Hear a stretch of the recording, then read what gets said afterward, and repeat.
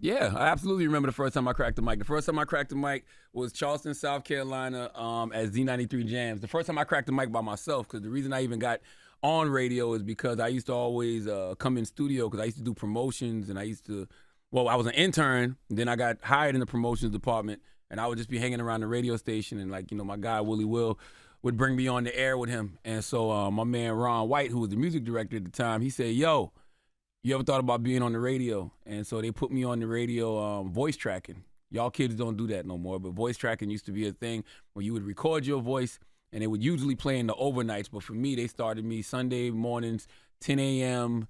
to 3 p.m., I believe the shift was. And I didn't go live until 10 p.m. on a Saturday because I was scaring all the church folks on Sunday. So then they moved me to Saturday, 7 to midnight. And the first 3 hours was voice tracked. And then I'd be live 10 to 12. And I absolutely positively remember that feeling of first going live on the radio on a Saturday night at 10 p.m. There was nothing like it. The phone lines ringing, you taking phone calls, just really feeling like you won with the city, of Charleston. So yes, I absolutely remember that. Oh man, I mean that's a great question, but I feel like that's all it's constantly always happening, because I've been doing radio 27 years now. Started off as an intern in 1998. First got on the air in 99. We've been doing Breakfast Club for 15 years. And one thing that I've learned from being the host of a nationally syndicated radio show is if you're consistently good at what you do and you consistently continue to grow and evolve the show, it really is no high point because the high points keep coming. I thought being in the Radio Hall of Fame would have been a high point, but then being in the Radio Hall of Fame, doesn't necessarily feel as great as doing a phenomenal interview with somebody that you may have never thought you was going to do an interview with. So I don't think there is no high point. Like even now with this new iteration of the Breakfast Club, having Just Hilarious here, having Lauren LaRosa here, like some people may have thought we had our best days behind us, but now it's like, coming in here just feels, at least to me, it feels, brand new again. So I don't think there ever is a high point when you are consistently, doing things at a high level. That list is too long. And the only reason I say that list is too long is because I've literally sat down and had conversations with people that I never thought I'd be having conversations with. And then when they're sitting in front of me, I'm like, damn, I've always wanted to have a conversation with this person, So you just never know. Like, I mean, think about and this is going, when Breakfast Club does this documentary, people are going to see this. And this is something that I say all the time. You show me another platform, especially a black platform that has had the diversity of guests that Breakfast Club has had. And show me a platform that has had the diversity of black thought that Breakfast Club has had. You'd be hard-pressed to find any platform, black or white, that has the diversity of guests that Breakfast Club does. I mean, we go from Mel Robbins to Minister Farrakhan, Kodak Black to Kamala Harris. You know what I'm saying? Dick Gregory, Henry Danger. We interviewed Henry Danger? Exactly. Y'all don't even remember that. That's my point. Oh man, that goes back to the high point question. You asked me what's a high point. I always have a great listener interaction because the Breakfast Club listeners are the other hosts of the show. One of my favorite interactions that has happened in recent months is yesterday when that beautiful auntie called in this morning. They say that Lauren needed a change. We were talking about Lauren's wigs and Lauren's hair, and I make jokes in a loving way because, I want her to be the best version of herself. And she just wasn't being that with the wigs that she was wearing. And an older woman called in and literally just said, Lauren needed a change. And it was just those subtle words from an older black woman, hearing that over the air. It just felt, so refreshing and just constantly let us know we got to be the best versions of ourselves all the time. And sometimes you just need a change. And that's what, Breakfast Club has had that throughout the year. Sometimes you just need a change. And, that's what we have done in this studio, created a lot of good change. I mean, difficult is a strong word because I'm a person that's very aware of my feelings and what I'm feeling in the moment. But I can tell you the one that came up for me just now was definitely after Nipsey Hussle was taken away from us. Like that Monday was crazy because it was just something about the death of Nipsey Hussle that just literally hit different. Like, I can't describe the energy of that day other than, boy, people really don't give a fuck about you. When you got somebody like Nipsey Hussle who was such a blessing to his community, it was like, man, y'all really love hurting the people God sent to help. And even, ever since that Sunday that Nipsey passed, I don't think I always have really bad anxiety on Sundays, and I get really depressed on Sundays, and I think it's because of that. And not only that, when Kobe passed on a Sunday. So I don't know why I always think about, these tragic situations that have happened on Sundays, and I remember how I felt on both of those days, but definitely after Nipsey passed, I was like, man, how do you even approach this on the radio? Because Nipsey was such a pillar in our community. He was such a pillar of culture to me. I always gave him a lot of love. Like, you can go back and watch old Breakfast Club interviews. I used to always say this is a man that we can look up to literally and figuratively, because he was way taller than me.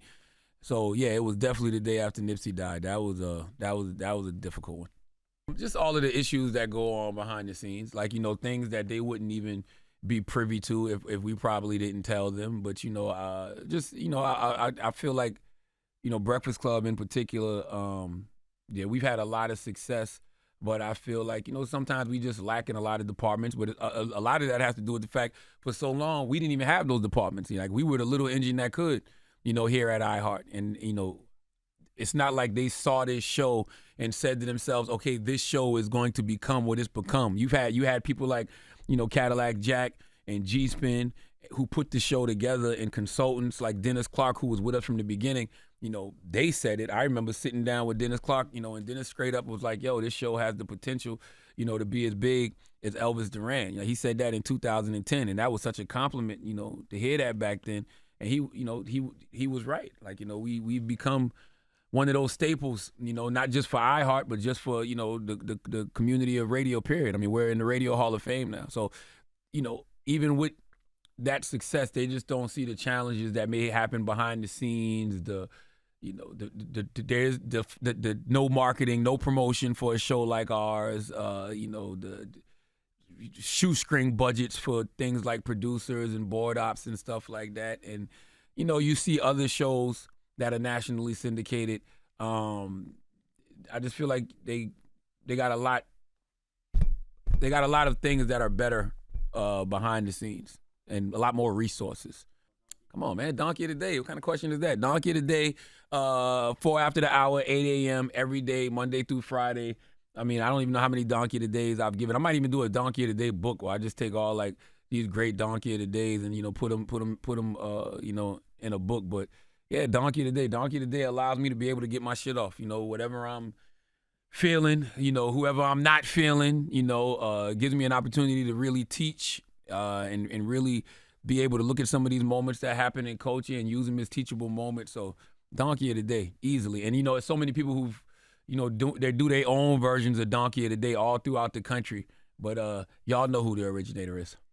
It's interesting because there's a lot of radio traditions that have already gone away.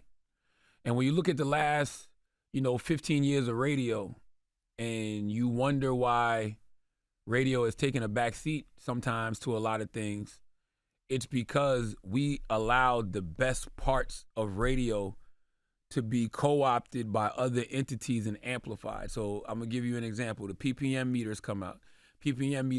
And there's all of these studies that say people don't want to hear folks talking on the radio. So they took all the personality out of radio. And literally, it just had you, not even doing time and temperature, just introducing the next song. And so what did that lead to? The rise of podcasting, because people like to hear personality. So talk radio always thrives, and podcasting has thrived. So that was one thing that was a tradition, the personalities in radio that we allowed, another medium to co-op. And so now we're just like podcast should be the complement to radio, but it kind of feels like it's the other way around, because people come up to me nowadays and be like, hey, man, I listen to your podcast all the time. I don't know whether they talking about branding. It's a Breakfast Club. Like, I don't even hear the word radio too much unless I'm in, these corporate settings. On the street, people say, podcasting.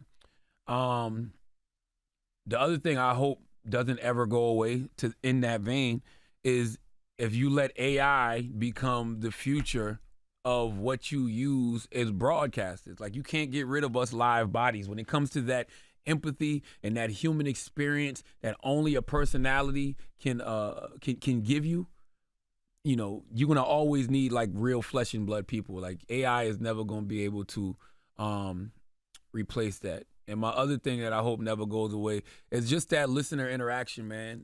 Being able to be in here and connect with those callers live. Radio, we're the original social media platform. The same way people engage with each other on social media in real time, that's how it is when you're on the radio and you're, accepting calls from people. Like, you say something and in the moment, people are on the phone lines with it. Like, that means more to me than, hearing what people on social media got to say, because I know the people on the other end of that phone call are actual real people and not, some bots that are just in my mentions to get my blood pressure up.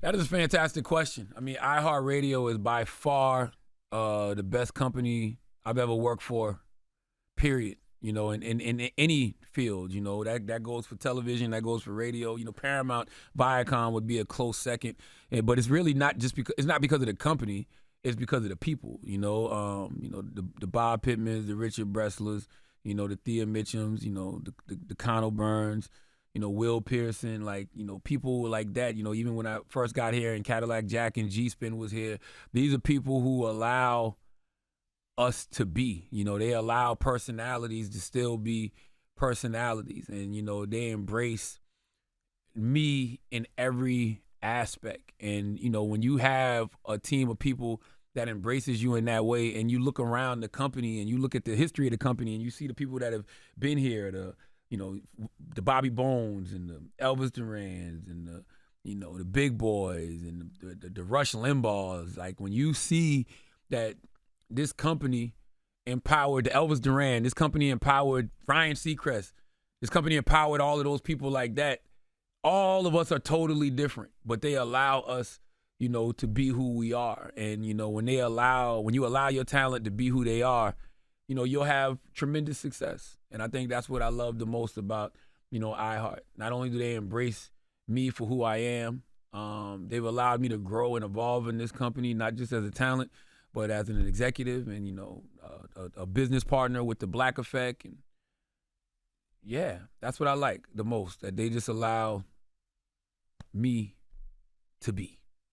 And that's a lot, because, I've worked for companies where program directors will pull you in and, they trying to get you to be everything but yourself. Here, they let you be yourself, but they also teach you the game to be the best version of yourself. So this has been the greatest company I've ever worked for in my radio career, and I think I've worked for goddamn all of them for the most part, all the major ones anyway. So yeah, salute to iHeart.